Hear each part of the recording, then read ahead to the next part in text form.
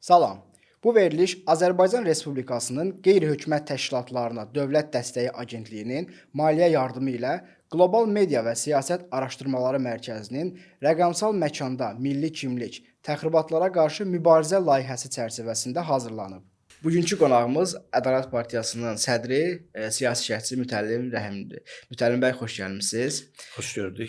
Sizinlə müzakirəmiz gənclər və rəqəmsal təhlükəsizlik necə qorumaq olacaqdır. Elə ilk sualı istəyirəm keçək. Rəqəmsallaşan dünyada gənclərin qarşılaşdığı sizcə əsas təhlükələr hansılardır və bu təhlükələr əvvəlki nəsil üzləşdiyi təhlükələrdən fərqlənirmi? Əvvəla bunu qeyd eləmək lazımdır ki, müasir dünyanın inkişafı, xüsusilə sosial şəbəkələrin geniş yayılması, rəqəmsallaşma mühitinin formalaşması nəsillər arasında çox ciddi bir problem yaradır. Biz həmişə bunu eşitmişik və şahidik ki, atalar və oğullar arasında həmişə problemlər yaradır. Bəli. Çünki oğullar ataları təksib eləməsə bu cəmiyyətdə inkişaf etmək mümkün deyil. Bu dialektikanın 3-cü qanunu, inkar qanunu da uyğun gəlir. Çünki yeni nəsil köhnə nəsli inkar eləməlidir və eyni zamanda bu inkar bütövlükdə inkar olmamalıdır. Əgər hər şeyin inkarı olarsa, bu artıq metafizik inkar olur və inkişaf mümkün deyil. Bu inkar zamanı özündən əvvəlki nəsildəki bütün müsbət keyfiyyətləri götürüb gələcəyə daşımalıdır. Və bu zaman cəmiyyətdə inkişaf baş verir. İndi əvvəllər əgər atalar və oğullar arasında, yəni nəsillər arasındakı fikir ayrılıqları müəyyən qədər barışan olursa və çox kəskin fərqlilik yox idisə, bugün bu haqda bunu demək mümkün deyil. Çünki texnologiyaların inkişafı nəsillər arasında çox böyük fərq yaradıb. Biz hətta nəsillərin dəyişməsini belə təxminən 10 ilə bir nəsil dəyişir. Z nəsli, nə bilim, qamma nəslindən nəsli belə sürətli dəyişir. Bu sürətli dəyişmə nə ilə bağlıdır? Təbii ki, texnologiyaların inkişafı ilə bağlıdır. İndiki mühitdə təbii ki, bizim üçün rəqəmsallaşma və sosial şəbəkələrin daha çox problem yaratdığının ifadə olunması bir tərəfdən köhnə nəsillərin buna uyğunlaşmaması ilə bağlıdır. Yəni biz belə deyək, yaşlı nəsil bunu qəbul eləmir. Yəni bu şeylər qəbul edilməzdir. Məsələn, rəqəmsallaşan dünyada belə bir tərbiyəvi və əxlaqi mühitin özündə də bir dəyişiklik, deformasiya baş verib. Təbii ki, biz bunu deformasiya deyirik, amma yeni nəsil bunu dəyişiklik və realiyə doğru bir addım kimi qiymətləndirirlər. Tutaq ki, bizim zamanımızda biz uşaq olarkən valideynlər otağa daxil olanda biz ayağa qalxırdıq, onların yanında uzanmaq olmazdı. Amma indiki nəsil bunu qəbul eləmir. Yəni bununla qarşıdakına hörmət qoyulduğu fikri qəbul olunmur. Yəni bundan başqasına bir hörmət eləmək mümkün deyil. Yəni bütün bunlar nə ilə bağlıdır? Bütün bunlar bu müasir texnologiyaların gətirdiyi bu qlobal dəyərlərlə bağlıdır. Və Azərbaycan cəmiyyəti də iki yolu var. Ya bu qlobal gələn dəyərlərin qarşısını almalıdır bu rəqəmsallaşan mühitdə. İkinci tərəfi bundan ibarətdir ki, yaxud cəmiyyəti buna hazırlamalıdır. Biz özümüzün olanları saxlamalıyıq. Hansı ki, o dəyərlər Azərbaycan xalqının, Azərbaycan millətinin kökündə dayanır. Biz onları qorumalıyıq və eyni zamanda yeni rəqəmsallaşma mühitinə transformasiya eləməliyik. İndiki halda söhbət nədən gedir? Təbii ki, biz baxanda bir çox üstünlükləri var. Əgər vaxtilə kiməsə bir söz demək üçün buradan rayona getmək lazım idisə, bugün ona ehtiyac yoxdur. Və yaxud da nəyəsə baxmaq üçün kilometrlərlə yol getmək lazım idi. Gedib orada baxmaq lazım idi, keyfiyyəti yoxlamaq lazım idi. Bugün buna da ehtiyac yoxdur. Yəni bu mühit artıq buna yerində tərpənmədən bütün bu prosesi həll etməyə imkan verir. İkinci bir tərəfdən rəqəmsallaşma mühitində istifadəyə verilən portallar bizə imkan verir ki, bir çox əməliyyatları evimizdə və yaxud da iş yerimizdə oturarkən həll eləyək. Tutaq ki, etibarnamələrin verilməsidir, hər hansı bir ərizələrin, sənədlərin təsdiq olunmasıdır və s. və ilə kimi belə bir məsələlər öz yerini alır. Təbii ki, həyatımızın hansı tərəfinə çönürüksə, rəqəmsallaşma mühiti ilə üzləşirik. Amma bunun yaxşı tərəflərinə yanaşı pis Elə onu tərəfləri də qeyd var. etmək istəyirdim. Bu gənclər hazırda sosial şəbəkələrdən aktiv şəkildə istifadə eləyir. Bu onlara müəyyən üstünlüklər gətirsə də, risklərin də olduğu artıq hər kəscə bəllidir. Bax bu balansı necə tənzimləmək lazımdır? Həm bu risklər var, həm də üstün tərəflər var. Balans necə qorunmalıdır? Ümumiyyətlə belə deyək ki, biz maksimalizmdən bir qədər uzaq yanaşmalıyıq bu məsələyə. Amma bizim mahiyyətimizdə bir millət olaraq maksimalist düşüncə var. Müqayisə üçün deyim, məsələn, Sovetlər dövründə Sovetləri ən çox öyən və onu yuxarılara qaldıran bir millət olaraq Azərbaycanlılar öndə gedirdi. Amma Sovetlər dağılanda da onu tapdayan, yenə də öndə gedən biz olduq. Bir maksimalist yanaşmalıyıq. Biz birinin səhvini qabardıb, şişirdib onu məhv eləməyə sanki meyilliyik. Bu xarakteri xüsusiyyətimizdir. Amma insanın səhvi varsa bunu düzəltmək bizim bir vəzifəmiz olmalıdır. Bu cür yanaşmalıyıq. Amma bizim üçün yaxşı və pis var. Hə və yox var. Orta bir şeylər yoxdur. Ağ-qara prizmasından baxın. Amma baxmayaraq ki, bu qeyri-səlis məntiq nəzəriyyəsinin banisi də bu ağla qaranın arasında sonsuz sayda rənglər olduğu nəzəriyyəsini də Azərbaycanlı alim Lütfüzadə ortaya qoyub. Və pislə yaxşının arasında da çox saylı yaxşılar, yaxşıya bənzərlər, pis və pisə bənzərlər və sonsuz sayda bu cür elementlərin olduğunu da Lütfüzadə ortaya qoyub. Amma yenə də biz mahiyyətcə bütün bunları qəbul eləmirik. Sözsüz ki, sosial şəbəkələrin müsbət tərəfləri ilə yanaşı mənfi tərəfləri var. Amma biz bütövlükdə sosial şəbəkələrin mənfi tərəflərinə köklənib bunu özümüzdən uzaqlaşdırmalı deyilik. Biz bunun içərisinə daxil olmalıyıq. Və eyni zamanda içərisinə daxil olanda, əgər biz milli mənəvi dəyərlərimizi və əxlaqi dəyərlərimizi qoruyub saxlamadan ora daxil olsaq, bir millət kimi eroziyaya uğraya bilərik. Biz həmişə deyirdilər ki, bu qloballaşmaya daxil olmaq üçün nə etmək lazımdır? Qloballaşmaya daxil olmaq üçün millət öz soyunu saxlamalıdır. Və bundan sonra qloballaşmaya daxil olmaq lazımdır. Çünki qloballaşma xalqları, millətləri, insanları demək olar ki, özünün o bütövlüyündən çıxarır, ümumiyə qatır. Məsələn, Amerika Birləşmiş Ştatlarında bunu son zamanlar Azərbaycan ali təhsil sistemində də qeyd edirlər. Oradakı mədəniyyəti bir qaynayan qazana bənzədirlər. Çünki Amerikada ayrı-ayrı ölkələrdən Avropanın, Afrikanın, Asiyanın ölkələrindən insanlar axışıblar. Və bu elə bil ki, hər şeyi bir qazana qoyub qaynadırsan və bir şey ortaya çıxır. Yəni özünün tarixən gəlmiş bir mədəniyyəti yoxdur. Və gedib orada da bugün də ora gedən insanlar gedir öz mədəniyyətinlə o qaynar qazanın içərisinə girir. Sosial şəbəkələrdə də sanki belə bir mühit hökm sürməkdədir. Yeni bir mədəniyyət formalaşır. Və bu yeni mədəniyyətin qarşısını biz kəsə bilərikmi? Birinci, Azərbaycanı düşünən beyinləri bunu müzakirə eləməlidir. Əgər biz bunu kəssək, sanki bir selin, indi bu yaxınlarda da yağış yağıb da, bir yağış yağır, sel gəlir. Biz o selin qabağına bir divar hörmüş kimi oluruq. Onu kəsməyə çalışırıq və bu su yığılır, sonra bütövlükdə götürüb aparacaq. Böyük fəlakət baş verə bilər. Biz o qadağaları qoya bilmərik. Ümumiyyətlə, siz də bilirsiniz, qadağalar insanları daha çox həvəsləndirir. Bəli, qəribə bir paradoks. Məsələn, adi primitiv bir şey deyim. Bunu Azərbaycan izləyicilər də bilir. İranda spirtli içkilərin istifadəsi qadağan olunub. Amma gələn informasiyalar nə göstərir? Demək olar, hər evdə buna bir böyük maraq var. İnsanlar bunu içirlər. Və ora gedib gələnlər də deyir ki, bu dəhşətli bir şeydir. Hətta Azərbaycandan da çoxdur. Niyə?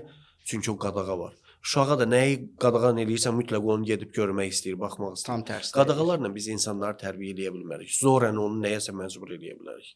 Biz onlara göstərməliyik. Bu doğru deyil, bu yanlışdır, bu zərərlidir. Amma biz bunu eləyirikmi? Biz evdə uşağı tərbiyə eləyəndə olmaz, yox, qadağandır və s. ifadələrdən istifadə edirik. Amma biz uşağın əli əgər qaynar bir əşyaya dəyməməlidirsə, ütüyə dəyməməlidirsə, bunu izah eləmək lazımdır. Və gözləməli deyilik ki, ütü maksimum temperaturuna çatsın sonra uşağın. Biraz isti olanda qoyub barmağını vursun ora. Və bu görəcək, artıq bunu dərk eləyəcək. Biz bunu nə edirik? İlkin yoldan qaytarmış oluruq. Sosial şəbəkələrdə də belədir. Biz sosial şəbəkələrin o mənfi cəhətlərini mütləq nümayiş elətdirməliyik. Bugün belə deyək, uşaqlar təhsildən niyə yayınırlar? TikTok, YouTube kanalları. Bəli, dəhşətli problemdir. Bu elə təsəvvür edin ki, yüngül informasiyalar, əyləncəli informasiyaları oradan alırlar. Bu informasiyaların da siz bilirsiniz, böyük bir əksəriyyəti yalandır və hansısa qrupları, sosial qrupları, millətləri, xalqları istiqamətləndirməyə xidmət edir. Müəyyən bir belə deyək, beyin mərkəzlərində də hətta hazırlanır. Hətta süni intellektlə hazırlananlar var. İnsanlar sadəcə olaraq bunu dərk edə bilmirlər. Və bütün bunlar nəyə xidmət edir? İnsanların özlərinin əsas hədəflərindən yayınmasına xidmət edir. Bunu açıq, aşkar ortaya qoymaq lazımdır. Niyə təhsildən yayınırlar? Əgər bizim təhsilimiz ənənəvi formada keçirilir, sağır formada və bu uşaq partanın arxasında 45 dəqiqə otura bilmirsə, yaxud da universitetdə 90 dəqiqə otura bilmirsə, bunu keçirmək lazımdır bunun istəyinə uyğun olaraq. Əgər əyləncəli mi istəyir, debat şəklində mi istəyir, bu formaya keçirmək Yəni lazımdır. modeldə dəyişiklik. Modeldə dəyişiklik eləmək lazımdır. Mahiyyəti dəyişmək olmaz. Biz buna o təsiri verməliyik. Və siz media işçisiniz. Vaxtilə hələ 1900-cü illərin əvvəllərində, 19-cu əsrin sonunda da hətta Amerikada New York Times kimi qəzetlər öz informasiyalarının xalqda necə reaksiya doğurduğunu öyrənən bir şöbə yaradırdılar. Yəni bizim informasiya dərk olunurmu? Bilirsiniz, informasiyanın dərk olunması olduqca çətindir. Yəni sən gözlədiyin mahiyyəti, məzmununu ala bilirlərmi? Siz Qız qalası haqqında bir informasiya verə bilərsiniz, şəklini verə bilərsiniz. Amma məsələn ondan ibarətdir ki, tarixçi gəlib ona baxanda və bu informasiyanı oxuyanda bunu daha çox bir tarixi aspektdən qavrayacaq. Tarixi bir əsərdir. Amma arxitektor tamamilə başqa aspektdir. Gənc iki nəfər sevgili yaxınlaşanda burada bir qızın özünü atdığını, öz sevgisinə sadiq qaldığı olur. Amma informasiyanın ana mahiyyəti bir başqadır. Siz təsəvvür edirsinizmi?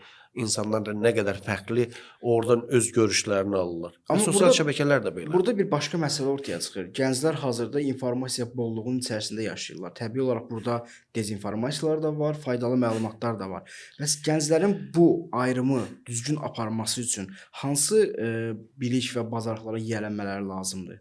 Ümumiyyətlə informasiyanın düzgün qavranılması 20-ci əsrin prioritet məsələlərindən biridir. Və biz insanlara bunu mütləq öyrətməliyik. Birinci, sosial şəbəkələrdə insanlar yayılan profillərin, tutaq ki, Facebookdur, hətta X şəbəkəsidir, Instagramdır. Gənclər xüsusilə də bilməlidirlər ki, ayrı etməyə bacarmalıdırlar ki, buradakı profil saxtadır yoxsa həqiqidir. Bunun üçün çox saylı meyarlar var. Yəni orada şəkillərin qoyulmaması, ayrı-ayrı belə deyək, əşyaların, güllərin və s. profil şəkillərinə yerləşdirilməsi, üçüncü, süni intellektlə yaradılmış fotoların oraya yerləşdirilməsi, yəni bunları ayırt etmək mümkündür və bunları mütləq ayırt etmək lazımdır. Və insanları bununla cəlb eləyərək bəzən çox böyük kiber hücumlara məruz qoyurlar. Və Azərbaycanda da son dövrlər Mərkəzi Bankda çox yaxşı ki, bu günlərdə xəbərdarlıq elədi, Azərbaycan dövlət qurumları da xəbərdarlıq elədi. İnsanların bank kartlarından vəsaitlər çəkirlər və insanlar bilmədən belə vəsaitlərin uğurlanmasına rəvanc verirlər. Bu yaxınlarda mənim tanıdığım bir nəfərə zəng gəlib. Sadəcə son rəqəmləri bankın nömrəsi olub. Siz mütləq bank portalında yenilənmə eləməlisiniz. Bəli, son zamanlar çox artıb belə. Bu yenilənmə sadəcə bundan da fin kodunu istəyiblər və bu fin kodu verməklə başqa heç bir belə deyək, kod və parol verməməklə onun bank hesabındakı pulları çəkiblər. Təsəvvür edirsiniz, belə bir kiber hücumlar var və dünyada da elə yeri gəlmişsə bunu da deyim ki, bugün ən çox mütəxəssisə ehtiyacı kiber təhlükəsizliyi ilə bağlı olan mütəxəssislərədir. Və qayıdıram o məsələyə. Birinci, o profilin həqiqi və yalan olduğunu mütləq təyin eləmək lazımdır. Əgər biz bunu təyin edə bilsək və bunun üçün də əlimizdə çox saylı arqumentlər və faktlar var. Bu məsələ ilə bağlı biz doğru qərar qəbul eləyərik. Mən birinci istifadəçilərə bunu arzu və tövsiyə eləyərdim. İkinci, biz yazdığımız yazışmalarda bir şeyi bilməliyik. Bu yazışma sonradan başqaları tərəfindən də paylaşıla bilər. Və ona görə də mütləq bu nüansı diqqətdə saxlamağımız lazımdır. Yəni bu, əgər bugün iki nəfər arasındadır ki, sən təsəvvür elə ki, qarşı tərəf sonradan bunu ictimai bir müzakirəyə və başqalarının da diqqətinə çatdıra bilər. Və yanaşmanı da bu aspektdən eləmək lazımdır ki, bu başqaları da görə bilər. Və ikinci bir tərəfdən insanlar, xüsusilə də gənclər özlərinin profillərini hesablarının mütləq təhlükəsizlik kodlarını belə deyək ki, yüngül əsasda təyin etməməlidir. Yəni doğum tarixindən bağlı, fin koduna bağlı bu cür rəqəmlər və hərflər qoymamalıdırlar. Mütləq mürəkkəbliyi kifayət qədər tələb olunan səviyyədə olmalıdır. Və son vaxtlar ən böyük tövsiyələrdən biri də ondan ibarətdir ki, bu kiber hücumların qarşısını almaq üçün müxtəlif profillərə biz yaddaşımızda saxlamaq üçün eyni parolları qoyuruq. Yəni bunun özü də yol verilməzdir. Bu da indiki kiber hücumluların əlində çox asan bir vasitə olur. Sosial şəbəkələrdə təbii ki, ehtiyatlı davranış ən birinci hədəf olmalıdır. Yəni biz iki nəfər arasında olan danışığın başqaları tərəfindən ələ keçirilə biləcəyini və başqaları tərəfindən yayılacağını, yaxud da qarşıdakı tərəfdən yayıla biləcəyi fikrini heç vaxt yaddan çıxartmamalıyıq və unutmamalıyıq. Ona görə də sosial şəbəkələr tam qapalı, etibarlı bir tərəfdaş deyil və bunu da diqqətdə saxlamağımız lazımdır. Bəzi xarici qüvvələr sosial media vasitəsilə ictimai rəyə təsir etməyə çalışırlar. Burada da ən çox bu təsirə məruz qalan yenə gənclər olur. Bax, bu sahədə, yəni bu istiqamətdə gənclərin qorunması və müdafiəsi üçün hansı addımlar atıla bilər? Çünki son dövrlərdə xüsusilə belə hallar artıbdır. Gənclərin radikal qruplaşmalara çəkilməsi və yaxud da ki, xarici ideoloji təsirlərə salınması yönündə də ardıcıl kampaniyalar aparılır və bunun əsas platforması məhz sosial şəbəkələrdədir. Əslində sosial şəbəkələrdə buna çalışmırlar və bunu artıq yerinə yetirirlər. Desək bu daha doğru yanaşma olar. Biz dünyanın müxtəlif ölkələrində hökumətlərə qarşı ayrı-ayrı məsələlərlə bağlı xalqın və müəyyən sosial qrupun etiraz aksiyası planlaşdırdığımız sosial şəbəkələr üzərində müşahidə etmişik. Sosial şəbəkələr üzərində planlaşdırırlar, müəyyən bir yerə toplaşırlar, etirazlar edirlər və yaxud da sosial şəbəkələr üzərindən müəyyən imzalar toplayırlar, hökumətlərə təqdim edirlər, ayrı-ayrı qurumlara təqdim edirlər. Yəni belə deyək, bir kompetensiyalar formalaşdırırlar. Belə bir fikir irəli sürə bilərik. Bu o deməkdir ki, sosial şəbəkələr medialarla bərabər ictimai fikrə əhəmiyyətli dərəcədə təsir edən bir faktora çevrilir. Biz sosial şəbəkələrin bu gücünü etiraf ediriksə, ona adekvat münasibətdə göstərməliyik. Amma məsələ bundan ibarətdir ki, sosial şəbəkələr biz 2020-ci il müharibəsində də gördük. Nə qədər böyük təsir etmə gücünə malikdir və yalanlarla cəmiyyətə təsir göstərir. Hətta doğru məlumatı belə yalan kimi təqdim etmək mümkün. Bəli. Hətta Azərbaycan müharibə aparanda siz təsəvvür edirsiniz, sosial şəbəkələrdə nə qədər dezinformasiyalar yayılır. Qalib gəldiyimiz müharibəni məğlub göstərməyə çalışır. Azərbaycanın çox saylı itkiləri, torpaq itkiləri, nə bilim orada da təxribat xarakterli məlumatlar verilir. Amma çox doğru bir qərar oldu ki, hesab edirəm ki, biz bu gündən baxanda bunu bir daha təsdiq edə bilərik ki, bu sosial şəbəkələr müəyyən qədər müvəqqəti olaraq dayandırıldı. Və sonra Azərbaycanın bu təcrübəsindən siz fikir verdiniz, Rusiyada istifadə elədi, Ukraynada istifadə elədi.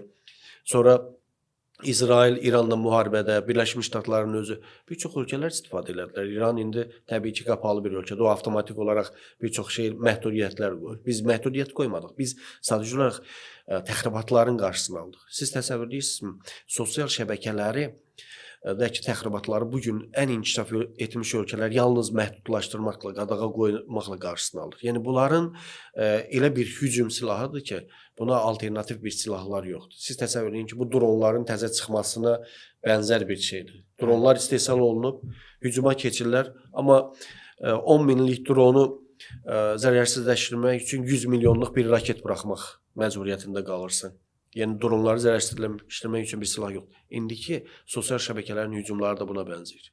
Çox cüzi xərclə hücuma keçirlər və sən bunun qarşısını almaq üçün milyonlarla pul xərcləməlisən ki, bunun qarşısını alasan və bunun da qarşısını alıb çata biləcəksənmi, bu dron partlayacaqmı, partlayış əmələ gələcəkmi cəmiyyətdə yoxsa yox, bunun özü də sual altındadır. Ona görə də sosial şəbəkələrlə bağlı təbii ki, qanunvericilikdə də təkmilləşdirmələr aparmaq lazım. Yəni insanlar bilməlidirlər ki, hər kəs ağzına gələn sosial şəbəkələrdə ağılına gələni yaza və paylaşa bilməz. İnsanlar bəzən reytinq toplamaq üçün bunu eləyirlər. Xüsusilə TikTokda bu son vaxtlar daha çox yayılıb. Biz sosial şəbəkələrin ciddiliyinə bir xalq olaraq bir diqqət yetirməliyik. Yəni onun ciddi olub olmaması da bizdən asılıdır. Siz təsəvvür edirsinizmi? Birinci, buradakı saxta profillərin qarşısı alınmalıdır. Bunu vətəndaşlarla bərabər hökumət özü də strukturlarda birgə fəaliyyət göstərməlidir, işləməliyik. Bu tək bir tərəfin üzərinə düşən məsələ deyil. Yəni vətəndaşlarda bir vərdiş olmalıdır. Mənim sosial şəbəkəm hesabım oğurlanıbsa, bununla bağlı artıq müraciət edə biləcəyimiz bir qurum olmalıdır. O hesab bağlanmalıdır, ümumiyyətlə silinməlidir. Necə ki biz kartımızı itirəndə yaxınlaşırıq banka, onu bağlatdırırıq, yaxud da şəxsiyyət vəsiqəsini itirirlər, gedib yenisini alırlar. Yəni bunu etibarsız sayılır. Sosial şəbəkələr də belədir. İndi sosial şəbəkələrdə platformaları indinin özündən artıq böyük qəbristanlığa dönüşməkdədir. Yəni bu həm də yaddaş tutumunla bağlı bir məsələdir. Həm də bu məsələ başqa bir problemi də aktuallaşdırır. Kiber zorakılığı. Son zamanlar geniş vüsət alıbdı. Yenə ən çox bu məsələdən də zərər çəkən məhz gənclərdir. Hətta gənclərin özləri belə öz aralarında bir-birlərinə qarşı etdikləri zorakılığı sosial şəbəkəyə yansıtdılar və burada da açıq şəkildə kiber zorakılıq hallarının biz şahidi oluruq. Bunun qarşısını almaq üçün nə edilə bilər? Hansı təkliflər irəli sürülə bilər? Ümumiyyətlə bu məsələ Azərbaycanda uzun müddətdir müzakirə olunur. Biz bütün informasiyaları ictimaiyyətə təqdim etməliyik. Təbii ki, burada iki yanaşma var. Birinci yanaşma ondan ibarətdir ki, bəli, biz heç nəyi gizlədə bilmərik. Bu cür informasiyalar yayılmalıdır. İkincilər bunun əleyhinədir. Deyirlər ki, biz bildiyimiz hər şeyi ictimaiyyətə çatdırılmağın elə bir əhəmiyyəti yoxdur. Tutaq ki, intihar halları ilə bağlı. Bu əslində bir cəmiyyət üçün adekvat olmayan bir məsələnin cəmiyyətə təqdim olunmasıdır. Gənclərin bir-birinə qarşı zorakılığıdır. Tutaq ki, təhsildə olan zorakılıqla bağlı məsələlərdir. Biz bunu ictimailəşdiririk, belə şeylər olmaz. Elə məsələlər var ki, mən elə gəlir ki, bunu ictimailəşdirmək olmaz. Xüsusilə də intihar halları ilə bağlı.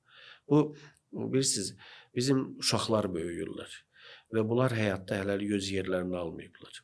Hara gedəcəklərini, necə olacaqlarını. Bəzən həyatın cüzi bir psixoloji təsiri onların bütün əl qolunu həyatdan soyudur. Və onlar həyatdan geri çəkilmək istəyirlər. Həm də bu hallar çox görüldüysə adiləşir sanki. Və qabağında bir seçim eləmək istəyir. Necə eləyim çıxış yolu? Bir də qabağına gəlib çıxır ki, görürsünüz bir gənc özünü intihar edib. Və bəzən də bu intihar eləyən gənci biz çox böyük iradə sahibi də hesab olunur. Bəli, təəssüf ki, hətta romantik göstərilməyə çalışır bu olaylar. Və bəzən də belə qələmə verilir ki, bu gənc təhsildə çox yaxşı müvəffəqiyyət göstərib, universitet tələbəsi olub, əlaçı olub, yaxşı kəşflər olub. Bu da baxır ki, bu qədər uğur qazanan adam intihar eləyirsə, deməli mən də eləyə bilərəm. Mən hətta parametrlərim ona uyğun gəlmir. Görürsünüzmü? Pis nümunələr təqdim eləyirik. Amma hətta bizim belə deyək, dini dəyərlərimizdə bunun qarşısını almaq üçün yetərli sayda arqumentlər göstərə bilərik, hədislər göstərə bilərik. Amma bunları eləmirik. Ayələr göstərmək imkanımız var bizim müqəddəs kitabda. Yəni bu zorakılığın qarşısını almaq üçün şərt onda deyil ki, biz bütün məsələləri sosial şəbəkələrdə müzakirəyə çıxaraq. Biz ailədə də ailə başçıları bir çox məsələlərin şahidi olurlar. Bəyən bu məsələlərin hamısını uşaqlarla birgə müzakirə edirlərmi? Biz müzakirə edilə bilənləri eləyirik onlarla. Müzakirə oluna bilməyənləri valideynlər öz arasında müzakirə edir. Biz yaxşı Azərbaycan yeni qurulmuş bir dövlətdir. Biz Amerika təcrübəsinə baxaq, Avropa təcrübəsinə baxaq. Parlamentdə məsələlər müzakirə olunanda elə məsələlər var ki, Amerika senatında qapalı keçirilir. Heç kim ora buraxılmır və ancaq onlar bu məsələni müzakirə edirlər. İctimaiyyət üçün qapalıdır. Deməli, bu məsələ hamı üçün deyil. Və cəmiyyət də belədir. Niyə biz cəmiyyətə bəzi məsələləri açıq şəkildə müzakirəyə verməliyik? Niyə biz əxlaqsızlıqla bağlı məsələləri yaymalıyıq və insanlara göstərməliyik belə bir həyat tərzi var? Niyə Azərbaycan cəmiyyəti bugün görməlidir ki, əxlaqsızlıqla məşğul olan qadınlar daha yaxşı yaşayırlar digərlərinə nisbətən? Biz hansı nümunəni veririk gələcəyimizə? Və sonra da barbar bağırırıq ki, Azərbaycanda ailə institutu zədələnir. Amma bir reallıq da var ki, bu qeyd etdiyiniz problemlər əslində bizim danışdığımız rəqəmsal təhlükəsizliyin bir özəyini təşkil edir. Yəni həm də bir yan qollarıdır. Bu bəhsi keçən neqativ hallar sosial şəbəkələrdə geniş şəkildə yayılır və bunu da görən birinci növbədə gənclərdir.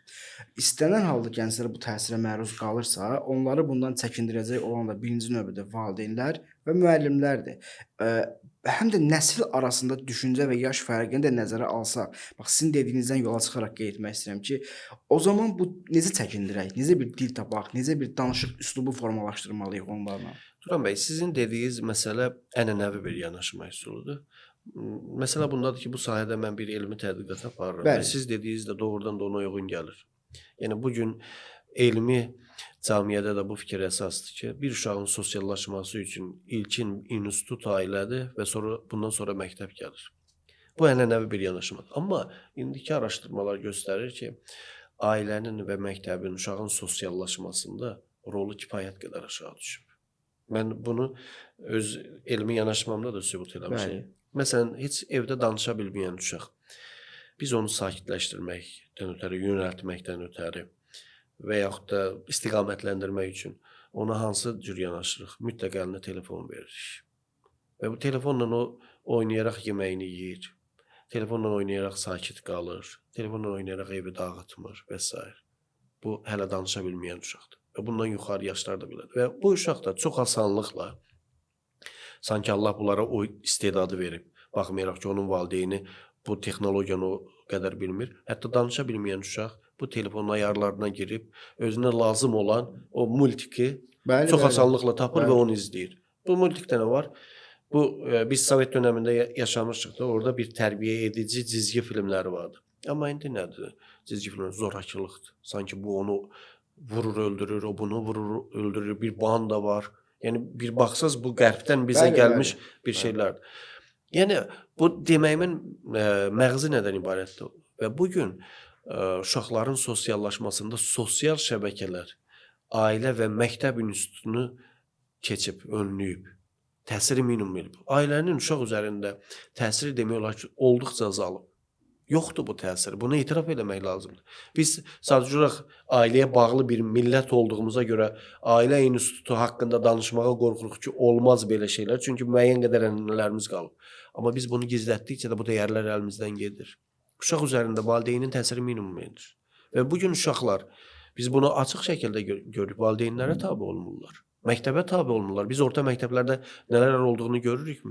Götürür uşaqlar müəllimləri çəkirlər, TikToka qoyurlar. Bəli, təəssüf ki, çox təəssüf. Amma bizdə həmişə nə olub? Müəllim müqəddəs olub. Biz müəllimin müqəddəsliyini ortaya gətirməliyik.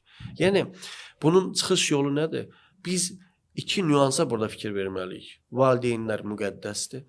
Tarixən belə olub. Valideynlərin dediyi qanun olmalıdır, qayda olmalıdır, amma bizə nəyi tərbiyə edilir? Əgər uşaq həmişə valideynin dediyini təkrar edirsə, heç bir inkişaf olmaz. Bu uşağa qarşı təzyiqdir. Bu təzyiq deyil, bu anlaşılmayan bir mühakimədir. Bizim milli mənəvi əxlaqi dəyərlərimizi, kökdən gələn dəyərlərimizi uşaq ailədən götürməlidir. Bunun başqa bir yolu yoxdur. İkinci bir tərəfdən bizdə qohumluq institutu da artıq ləğv olunur. Əgər biz göydələnlərdə yaşayırıqsa və ya yaşadığımız otaq yalnız özümüzə bəs edirsə və qohumlarla işdən kənar vaxtımız olmur, əlaqə qura bilmiriksə, bu uşağın tərbiyəsində qohumların hansı təsiri olur? Heç bir təsiri yoxdur. Bu da doğrudur. Çünki biz ailəyə yaxın adamlar, qardaş, bacı, əmi uşaqları, bunların da uşaqlar üzərində təsiri var. Biz onları nümunə göstərik, amma indi biz kimin nümunə göstərək? Uşaqlar ancaq sosial şəbəkəyə baxırlar və o sosial şəbəkələrdə kimin nümunə göstərək? Bunlar artıq öz kumirlərini, kimləri seçirlər? Oğrular, banditlər, qan tökənlər, daha çox pul qazananlar, düz danışanlar bunlar üçün kumir olmur. Çünki düz danışan insan görür ki, həyatda pis gündə yaşayır. Bugün Azərbaycan cəmiyyətində kimlər müəllim olmaq istəyir? Yəni doğrudan da buna istən gələn bir meyl varmı? Olduqca azdır. Olduqca azdır. Bunu da etiraf eləmək lazımdır və bugün Azərbaycanda müəllimə müqəddəsliyi qaytarmağımız lazımdır. Yəni bu dəfələrlə deyilir, çeynənmiş bir sözdür. Mən yenə də bir daha elə fürsət. Biz uşaq olanda müəllim yemək yemir deyirdik. Bu bizim dərk etməyimiz demək deyildi. Bu müəllimin müqəddəs olmağı demək idi. Yəni müəllimə belə baxırdı. Bizim valideynlərimiz də belə baxırdı. Amma biz indi uşaqları məktəbə göndərəndə deyirik ki, müəllim səni əldə vura bilməz, sənə ağır söz də deyə bilməz. Cibinə də ən bahalı telefonu qoyur. Əslində təhsilən böyük zərbələrdən biri budur. Bəli, valideynlə məktəb arasında bir anlaşılmazlıq var. Və bu anlaşılmazlıq da sosial şəbəkələr ortaya gedir. Elə bura qayıtmaq istəyirəm. Süni intellekt və deepfake texnologiyalarının inkişafı gənclər üçün hansı yeni təhlükələr yaradır? Çox böyük təhlükə yaradır. Xüsusən də süni intellekt hazırda Süni intellekt, bəli. Süni intellekti biz ümumiyyətlə dərk eləyə bilmirik. Süni intellekti biz yalnız işlərimizi belə deyək, formal olaraq yola vermək üçün istifadə etmək, işimizi asanlaşdırmaq və inkişaf eləmək üçün bundan bəhrələnmirik. Və çox təəssüf ki, hələ də süni intellektdən müdafiə üçün əlimizdə tutarlı bir vasitə yoxdur. Azərbaycan cəmiyyətində istər elm sahəsi olsun, istər təhsil sahəsi olsun, süni intellekt məhv etməkdədir. İnsanlar oturub 2 cümlə yaza bilmirlər. Və bunu süni intellekt vasitəsilə yazırlar. Hətta iki insanın bir-birinə yazışmasına baxırsan ki, bunu da özü yazmır. Süni intellektə səsi göndərir ki, sən bunu yaz. Və sonra da götürüb atır ora. Bu bilirsiniz necə böyük fəlakətdir. Və elm sahəsində də Azərbaycanda onsuz da elm sahəsində biz çox ciddi problemlərlə qarşılaşırdıq. Bir tərəfdən elmdə maliyyə çatışmamazlığı məsələsi vardı. İkinci bir tərəfdən uzun müddət Azərbaycanın keçid dövründə olduğuna görə düşünən beyinləri Azərbaycandan kənara getməyə məcbur olublar. Bu da beyin çatışmamazlığı yaradıb. Bugün ali təhsil müəssisələrini bir reyd keçirin. Böyük əksəriyyəti kadr çatışmamazlığı yaşayır. Və yaxşı kadr Azərbaycanın ali təhsil müəssisələrində ehtiyac var. Mən bunu sizə səmimi deyirəm. Və o kadr gəlsin, öz CV-sini və potensialını ortaya qoysun. Hər bir ali təhsil müəssisəsi bunu aşağı-yuxarı yəni düşünürsünüz ki, bu texnologiyalar onsuz da mövcud olan problemi daha da dərinləşdirir. Daha da dərinləşdirir. Yəni belə bir mühitdə yaşayırıq və üstəlik də süni bir mühitdə əmələ gəlir. Və bu süni mühitdə insanları sanki daha çox Azərbaycan vətəndaşlarını saxtalaşdırmağa məcbur edir. Biz oturub araşdırmalar aparmaqdan, biz tədqiqat aparmaqdansa bu cür ChatGPT və sair portallarla işləməyə üstünlük veririk. Azərbaycan cəmiyyətinə izah olunmalıdır. Bunlar harda istifadə oluna bilər? Bunlar bizə necə kömək edə bilərlər? Biz bundan harda bəhrələnə bilərik? Azərbaycan yaradıcı insanlarını biz bütövlükdə ora atsaq, bu məhv olar. Bugün şeir yazan da orada yazır, hekayə yazan da orada yazır, musiqi bəstələyən də orada yazır, süni intellektlə edir. Bu faciə bir deməkdir. Məsələ bundadır ki, dünya ölkələri yeni texnologiyalardan bəhrələnərək inkişaf edirlər. Biz isə bu texnologiyalardan həyatımızı ağırlaşdırmaq üçün istifadə edirik. Bu texnologiyalardan sən istifadə elə, sən gələnə qədər sənin yeməyin isitsin, evi isitsin, hazırlıq görsün, evi təmizləsin. Bunun üçün istifadə eləməyimiz lazımdır. Biz nə edirik? Biz bütün bunları özümüz edirik, amma hansı ki gedib oturub stolun arxasında yazıb yaratmalıyıq, onu məsəl süni intellektə etibar edirik. Görürsünüz, 180 dərəcə bir əks mövqedə dayanmışıq. Bu isə yaxşı heç nə vəd eləmir. Ona görə maarifləndirmə, istifadənin qaydalarının öyrədilməsi. Biz uşağa yazını necə öyrədirik? Əlində qələmi tutub öyrədirik ki, A hərfi necə yazılır? Süni intellekt, rəqəmsallaşma texnologiyaları Azərbaycana yeni yaranıb. Biz Azərbaycan vətəndaşının əlindən tutub öyrətməliyik. Sən bundan necə istifadə eləməlisən? Yoxsa sən kimlərinsə əlində bir əsrə çevriləcəksən. Bir oyuncağa çevrilə bilərsən. Bu problemlərlə qeyd etdiyimiz kimi daha çox gənclər üzləşir və gənclər də bütün hallarda cəmiyyətin və dövlətin gələcəyidir. Əsas sosial bazasını təşkil edir. Yəni əslində bu rəqəmsal təhlükəsizlik məsələsi bir növ dövlətin də milli təhlükəsizlik məsələsi kimi sayılmalıdırmı? Şübhəsiz ki, milli təhlükəsizlik məsələsidir. Milli təhlükəsizlik abstrakt bir məfhum deyil. Milli təhlükəsizliyin əsasında ilk növbədə insanların şuurlarının qorunması dayanır. Bizi idarə edən bizim beynimizdir, təfəkkürümüzdür, zəkamızdır. Əgər bu da başqalarının əlində bir alətə çevriləcəksə, təbii ki, biz onun arxasınca gedəcəyik. İlk növbədə dövlətin milli təhlükəsizliyi onun informasiya təhlükəsizliyindən başlayır. Sonra digər agentura şəbəkələri və s. onunla mübarizə aparmaq olar. Əgər bizim düşüncəmiz qorunmayıbsa, sən agentura şəbəkəsinin kökünü kəsə bilməzsən. Çünki bugün bunu ifşa eləyəcəksən, üzə çıxaracaqsan, sabah başqasını verbabat eləyəcəklər. Niyə? Çünki bağlılıq yoxdur, düşüncədə zəiflik var. Buna görə nə lazımdır? Buna görə informasiya təhlükəsizliyini qurmaq lazımdır. O çətir, informasiya çətiri. Azərbaycanda varmı? Təbii ki, biz Azərbaycanda medianın, Azərbaycanda intellektual insanların, dövlətin müəyyən qurumlarının bu istiqamətdə apardığı işi qeyd eləməliyik. Bunun üzərindən xətt çəkmək olmaz. Biz onu görməməzliyə vursaydıq, Azərbaycanın bu qədər ayaqda qalmasını necə müşahidə edə bilərdik? Amma biz sadəcə olaraq indiki rəqabət müstəvisində bunun yetərli olmadığını görürük. Niyə gənclər əsas hədəfdədir? Birinci ona görə ki, Bu sosial şəbəkələrdən ümumiyyətlə istifadə edənlərin əksəriyyəti gənclərdir. Çünki onların boş zamanları daha çoxdur. Yaşlı insanlar daha çox özlərini işə verirlər. İşdən yorğun olurlar, o qədər çox bununla məşğul ola bilmirlər və yaxud da həvəsləri yoxdur. Çox yaşlı insanlar isə bunlardan o qədər də başı çıxmır. Yəni buradan bəhrələnə bilmirlər. Bu bir. İkinci, gənclərin beyni təmizdir. Onları yönəltmək və idarə etmək daha asandır. Öz hədəqəsindən, öz çərçivəsindən çıxarmaq asandır. Yaşlı insan 2 dəfə düşünəndə gənclər bu 2 dəfə düşünmək istəmirlər. Artıq gördüklərinə inanırlar. Ona görə mən bayaq qeyd edirdim ki, bizim verdiyimiz informasiya adekvat dərk olunurmu? Biz cəmiyyətdə bunu hesablamalıyıq. Azərbaycan cəmiyyəti, Azərbaycan mediasının ümumiyyətlə sosial şəbəkələrdən gələn informasiyaları adekvat dərk edə bilirmi və buna nə qədər hazırdır? Bu mütləq ölçülməlidir. Azərbaycanda beyin mərkəzləri bunu qiymətləndirməyə məhkumdurlar. Və gənclər də təbii ki, o dayanıqlı olmadıqlarına görə, beyinləri təmiz olduğuna görə daha çox təsirə məruz qalırlar. Əgər biz onları bu boş müstəvidə başsız buraxsaq, köməksiz buraxsaq, biz Azərbaycanın milli təhlükəsizliyinə çox böyük zərər vurmuş olarıq. Ona görə ki, sabah onlar istənilən bir xarici qüvvənin əlində bir agentə çevriləcəklər. Bunlar özləri də istəmədən buna çevriləcəklər. Agenturanın 2 növü var, bilirsiniz. Biri bilərək gedib müqavilə bağlayıb işləyir, bir də bilməyərəkdən. Səmimi olaraq oturur orada və bütün informasiyaları verir, onun dediyi bütün informasiyaları paylaşır, buradan da ona informasiyaları ötürür, əlaqələndirir və s. Yəni özü də bilməyərəkdən. Və belə bir təhlükə, bu ikinci variant qeyd etdiyim təhlükə ilə qarşılaşa bilərik. Ona görə də gənclər məsələsi Azərbaycanın gələcəyi olduğuna görə bütün dövlətlərdə bu belədir. O sosial qrupa ayrıca bir münasibət olmalıdır. Mütəllim bəy, çox sağ olun, dəvətimizi qəbul edib, dəyərli fikirlərinizi bizimlə bölüşdüyünüz üçün. Mən təşəkkür edirəm dəvətinizə görə. Çox sağ olun. Qeyd edək ki, bu veriliş Azərbaycan Respublikasının qeyri-hökumət təşkilatlarına Dövlət Dəstəyi Agentliyinin maliyyə yardımı ilə Qlobal Media və Siyasət Araşdırmaları Mərkəzinin rəqəmsal məkanda milli kimlik, təxribatlara qarşı mübarizə layihəsi çərçivəsində hazırlanıb.